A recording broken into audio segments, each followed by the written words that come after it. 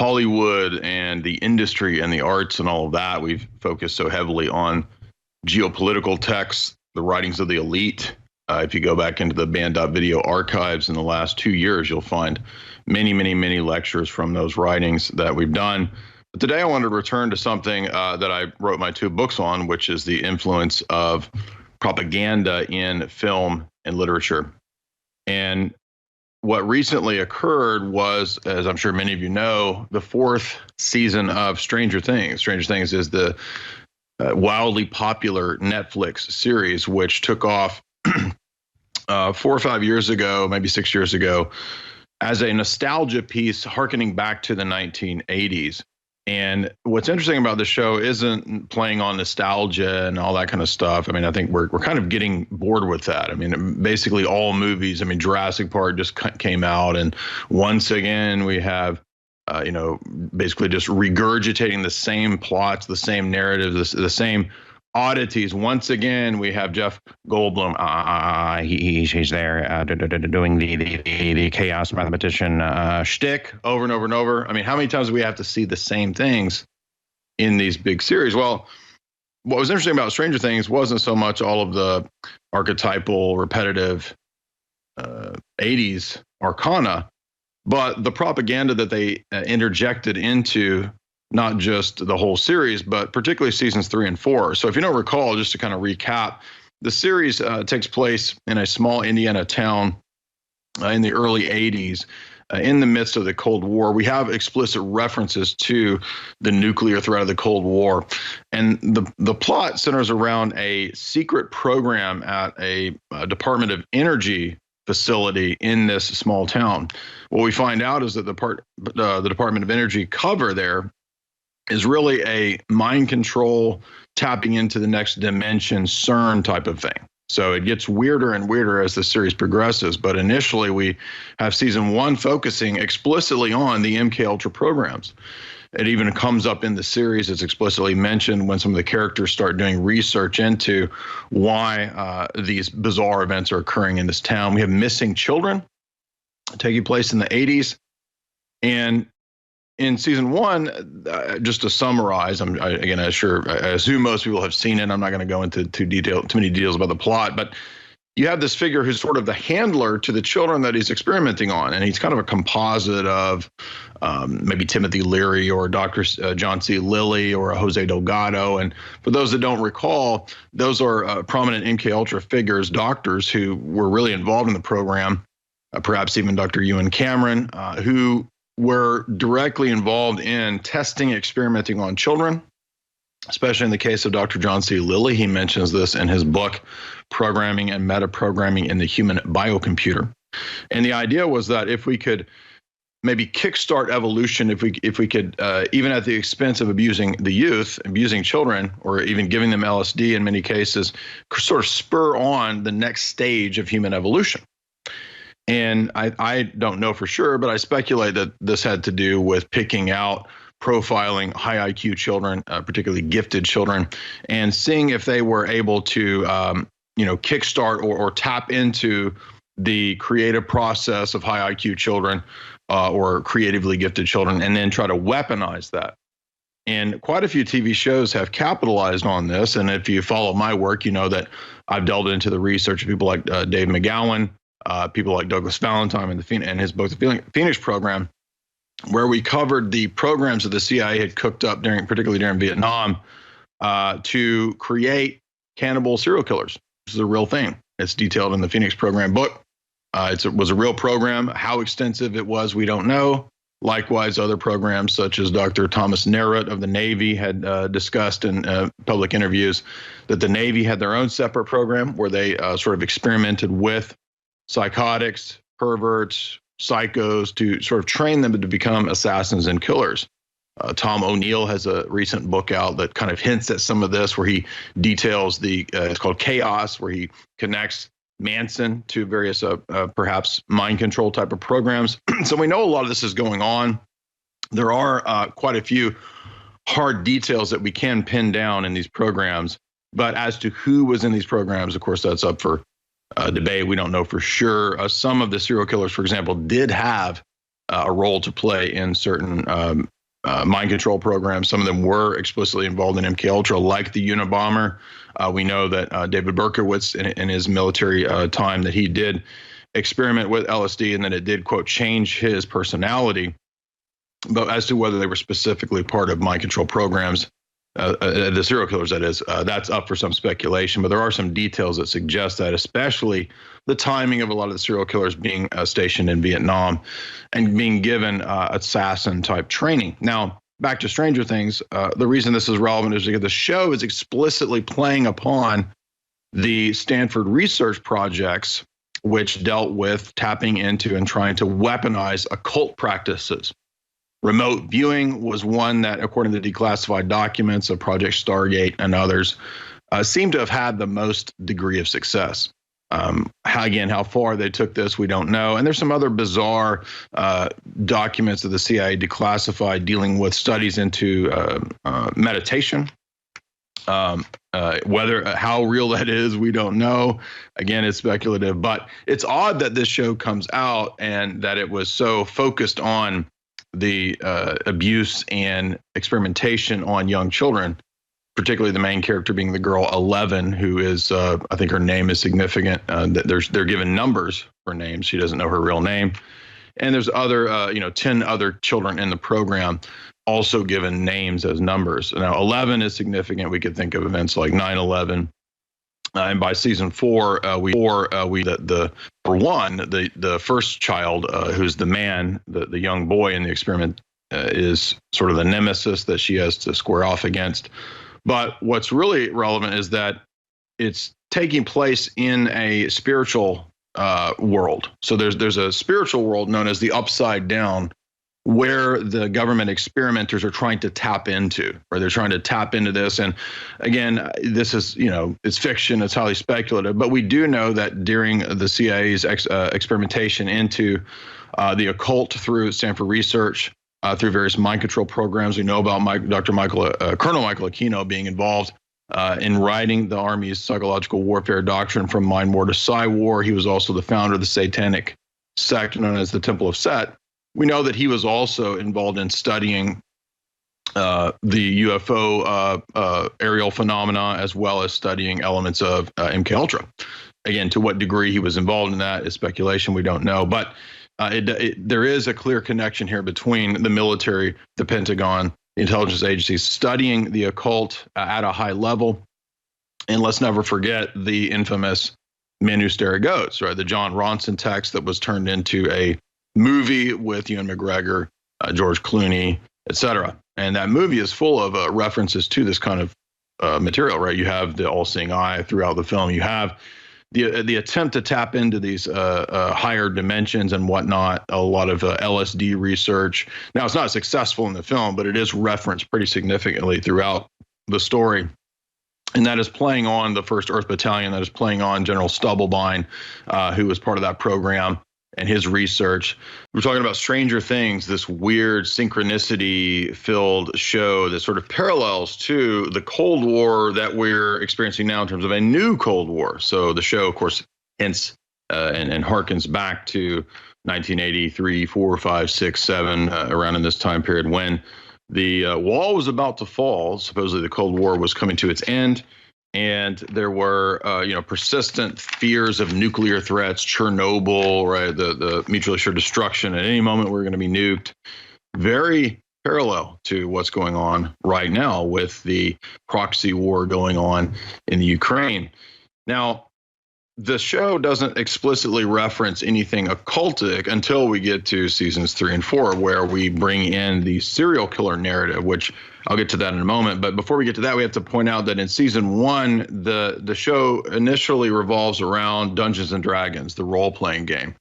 And the children, who are kind of the Goonies type of, troop of kids that, go on their adventure, they initially invoke this entity from the beyond through playing Dungeons and Dragons and through this game, which deals with a lot of fantasy and whatnot. I think it's a harmless fantasy game, but it takes place right at the onset of the Satanic Panic, which was coming into furor in the mid '80s, especially when TV shows like Oprah and Geraldo focused on both serial killers and satanic cults, this leading to this panic. And a lot of the so-called satanic cults and sects that were mentioned and discussed kind of turned out to be somewhat real. Although, in my view, what happened was there was a lot of focus on this and sensationalism that made everybody think, oh, this isn't real. This is all hyped up and it's just made up. But no, in fact, there were real satanic cults.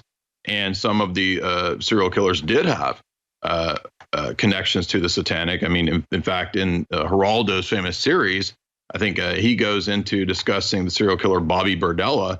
And Bobby Berdella was into Satanism and did have a satanic cult. And that was connected to his murders, to the BDSM and so forth, that he was involved in these underground scenes. And this is something that we find as a pattern in a lot of these stories of the serial killers, which the media typically plays down. They don't talk about the cult element. They don't talk about other elements like accomplices and, mind control, drugging. All these kinds of things are usually left out or played down. They always focus on it being the lone nut. They focus on it being these patterns that aren't always there or aren't really there. Right. Oh, he's just a lone crazy guy. He acted weird. And they leave out the military training. They leave out the interest in Satanism and the occult. Again, this is present in so many of the serial killers. It is really implausible to think. It's really ridiculous to think that it has no connection. I mean, literally, there's probably 24 of the most famous serial killers who express an avid interest in Satanism, in the occult, in ritual magic, or some form or something like that. So to overlook that or to play that down is somewhat absurd. But in the show, it's presented as really not being anything serious in regard to the pop culture. And I would agree with that, right? I mean, the show goes in the direction of pointing out that, wait a minute, there's something actually deeply satanic in a real global sense going on, but it's not really things that the media told everybody to focus on. This or that pop song, this or that game, Dungeons and Dragons, right? I mean, those things might, in a very loose sense, have fantasy elements. But is that really what was the satanic, so to speak, threat of the time period? And the show actually does make an interesting point in season 4 that the real satanic threat is whatever is going on at this meta geopolitical level that is engineering the Cold War to take us into some kind of dystopian demonic future. It's almost apocalyptic in the show. Now, again, I'm not saying that this is the end of the world. The apocalypse can also mean the end of an era, right? So it doesn't necessarily have to be the end times. It could be, I don't know, right? I'm not making that claim. But the show is talking about a opening of the demonic that occurs not just through teenagers playing games, but rather the real opening of the demonic is occurring through high-level people in the government engineering a new era or a new aeon based on their satanic philosophy. And it might not even be explicitly satanic. I mean, for example, the mind control handler character from the Pentagon in the show, he doesn't seem to be personally that nefarious, right? He thinks that he's working for the good of the country, of fighting the Cold War, of mastering these mind control techniques and the nuclear technology and so forth to fight the evil Russians, right? That's how he sees it. And so he thinks that the actions that he's taking are completely justified. And so even though it might not be pretty, it's necessary because of the global conflict. Right, the Cold War, right, and it justifies everything. And in fact, when we go and read the CIA and the military approach to mind control and MK Ultra, that was typically the kind of rationale, the kind of justification that they would have is, well, we have to do it because if we don't, the Soviets are going to do it. You say, but so you see how this feeds into this could lead to the justification of anything, right? Oh, well, I mean, the enemy could be doing anything, so we have to be doing anything and everything. And if you study deep into the Cold War, you realize that although it was being fought on the ground level and amongst the spies and so forth in a real way, at the top, there was a lot of collusion going on that was an engineered dialectic. And many books have been written on this. This is kind of a known in academia. There's the famous book by Professor Anthony Sutton, Wall Street and the Bolshevik Revolution, where the Bolsheviks basically kicked off that whole revolution with support from a lot of Western industrialists and financial organizations. And other people pop up in the Cold War as kind of playing both sides and being involved in, aiding this arena, such as the United Nations, such as Bernard Baruch in terms of the nuclear program, which Quigley goes into talking about. You have members of the Council on Foreign Relations being very pro-Soviet. They want to merge together with the Soviet Union and create a new global order out of the dialectical process of East versus West, capitalism versus Sovietism or communism. The product being the synthesis in the Hegelian philosophy, which underlies a lot of this. Other thinkers like David Rockefeller, as we know, as we covered last week, being very adamant about the positive aspects of socialism and communism, and how this kind of a control mechanism might be something that we could look towards in the future. The Chinese socialist communist model being something that could be a pattern for the rest of the world. David Rockefeller was famous for saying that, as well as many other industrialists, many other very wealthy, powerful individuals in the West, supporting consistently socialist, communist, Marxist causes. And this is why many great, even philosophers, even historians outside of the domain of geopolitics, nothing to do with conspiracy, right? What does the famous philosopher of history, Oswald Spengler, say? There's never been a socialist movement that didn't have the backing of capital or powerful capital. And so that's, I think, something we have to keep in mind, as well as recent revelations about who the fifth man was, right, in terms of the moles in Cambridge and Oxford and all the spy stuff of Kim Philby and these kinds of things. And what we find out is that people like Victor Rothschild apparently were playing both sides in the Cold War, the famous spy. And there's many other cases of this, right? We have Anthony Sutton writing other books. Other writers have talked about how the Cold War could never have happened had there not been a lot of, Ford, for example, Ford helping to build plants, the Gorky auto plant, I believe that was built by Ford for the Soviets.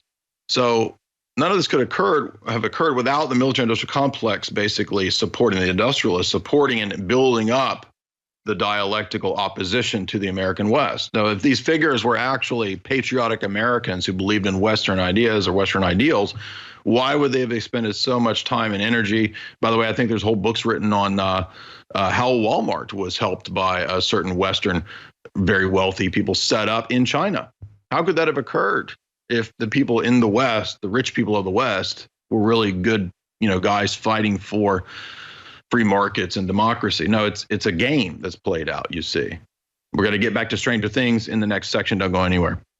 Welcome back to the Alex Jones Show. This is Jay Dyer of Jay's Analysis. We are doing a deep dive into the meaning and significance of Stranger Things, and particularly the recent release of season 4 of Stranger Things, which actually isn't complete yet. There's a couple more episodes that they're waiting to release that will close out season 4. But we were getting into the Cold War dialectic, and now I want to go to the spiritual dimension, because one thing that's going on in the show is consistent references to pop culture conspiracy theory and pop culture images of the battle between good and evil. So, for example, the show mentions 80s horror films and the notion of the demonic and entities coming into this realm from the spiritual plane, from the beyond. We have reference to Tolkien and to the Eye of Sauron, and how that's really sort of the narrative that a lot of the characters in season 4 utilize consistently. They constantly reference the Shire, leaving the Shire, going to Mordor. This is the domain where the demonic entities in the other dimension, the Upside Down, reside, and that they're trying to kind of incarnate themselves into this world. And so the villain of the 4th season is this sort of mix of all the 80s horror villains, Freddy and Pinhead, right? We have such things to show you. All these different 80s horror villains kind of enmeshed into one, which is this demonic entity who possesses different figures and kind of does ritual murders Okay, so they add this occult ritual murder element to season 4. And there's a figure who is just sort of this 80s metalhead guy who they initially think is behind the murders. He's not, the one that's really doing it. I thought it was fascinating that they brought in a serial killer ritual murder element to this season because, again, that's something that's very important in the research of the serial killers because there does seem to be a connection between the mind control experiments and if some of these experiments went wrong, that some of these serial killers had been a part of that. That's brought out in this season. It's hinted at. And we find out that number one, who's the sort of the main villain, he's kind of possessed by this Vecna entity, this demon from the beyond. And this demon drives him to do these kind of ritual murders and to display the bodies in these sort of bent poses. So you get these references to kind of Dahmer stuff, the way Dahmer would kill and other serial killers from the 80s and 90s and 70s, 80s, and 90s. And we find out that what's really going on is that the military things, this is interesting, that the ritual murders are being done by Soviet sleeper agents. So the military is trapped in this kind of dialectical thinking that, well, it has to be, Soviet people coming after us. And they don't really grasp that there's a secret project going on at the Department of Energy that's above the military, that's really behind this, that is engaging in just really sort of unbelievable experiments on the youth, abuse of youth, and so forth. And that they have produced both 11, who is the sort of hero protagonist girl, and her nemesis number 1, who is the demonically possessed kind of. So in other words, his programming went haywire. So he becomes this ritual murderer figure. He's really behind the murders.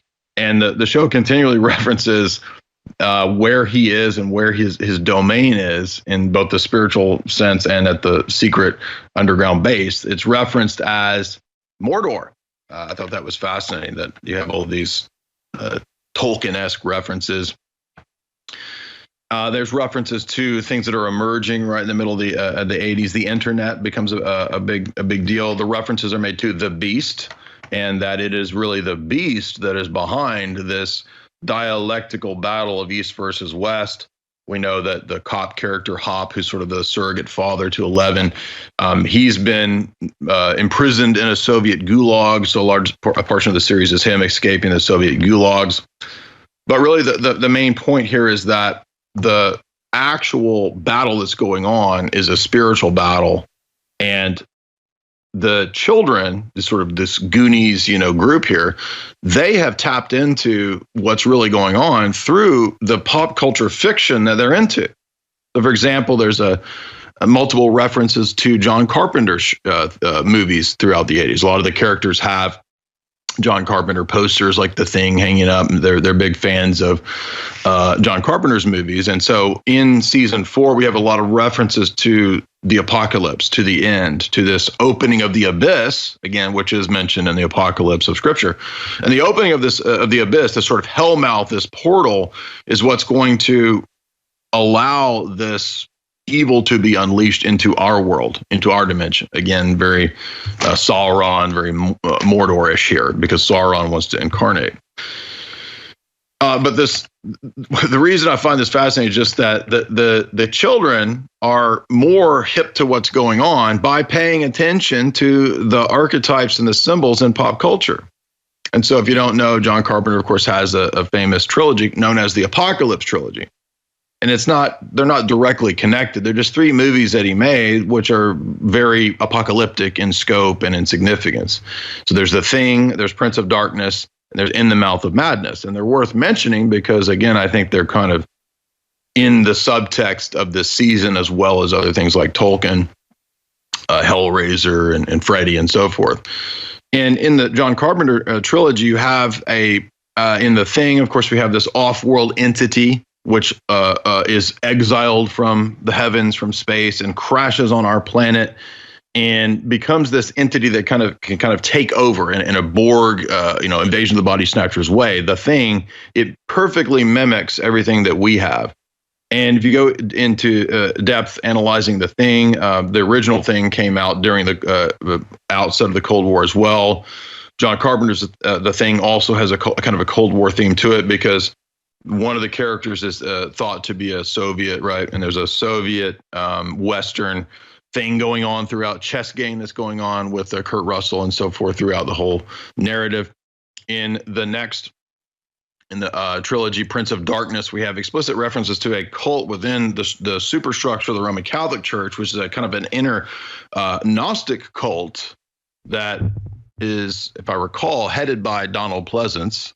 So Donald Pleasance often plays kind of a secret Gnostic Luciferian priest. If you've ever seen the old pre-Eyes Wide Shut movie, Eye of the Devil, Donald Pleasance plays a Luciferian priest in that as well. And Donald Pleasance is always playing the Luciferian priest who demands the human sacrifice. Well, in Prince of Darkness, it's no different. I don't think he's a bad guy, but he's just kind of this Gnostic priest that knows what the Roman Catholic Church is really about. And it ties into quantum mechanics and the idea that a portal is going to be opened, and that the Antichrist from the future is somehow beaming his transmission back in time through quantum mechanics to the present day. And the show, if you've never seen Prince of Darkness, it's a great 80s B horror movie, but it ends with the entities from the beyond stepping into our domain, very Lovecraft kind of thing, right? The Cthulhu and these old entities from the beyond stepping into the here and the now. In The Mouth of Madness, exact same thing, right? You have this Stephen King kind of character. Sam Neill is the main guy in that.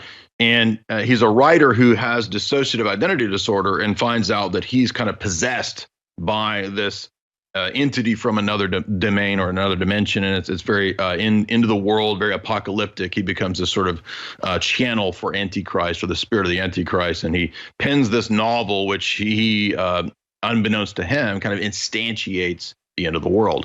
All of that, again, is referenced and is a subtext in Stranger Things season 4. And I say all that to, again, not to say that I think we're necessarily at the end of the world or the end of time, but there's always an apocalyptic element to the idea of the Cold War and the Soviets and the U.S., Russia and the West, nuking each other. But what we find in a lot of the fiction that I think is worth looking at and tapping into is the idea that this battle, this dialectic, is being managed at a higher level by a higher power. And this is in a lot of the fiction.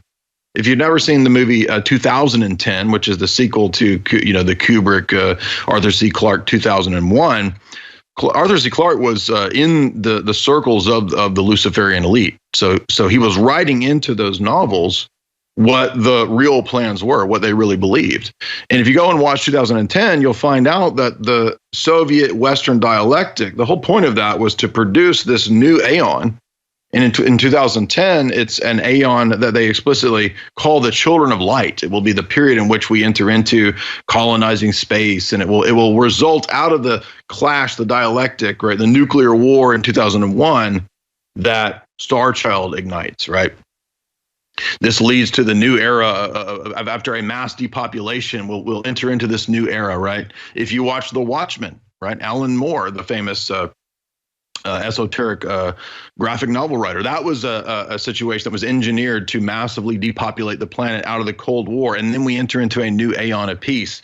And in Stranger Things season 4, the villain, the bad guy, what does he say at the end of season 4? He says that my goal is to reduce the population of the planet severely.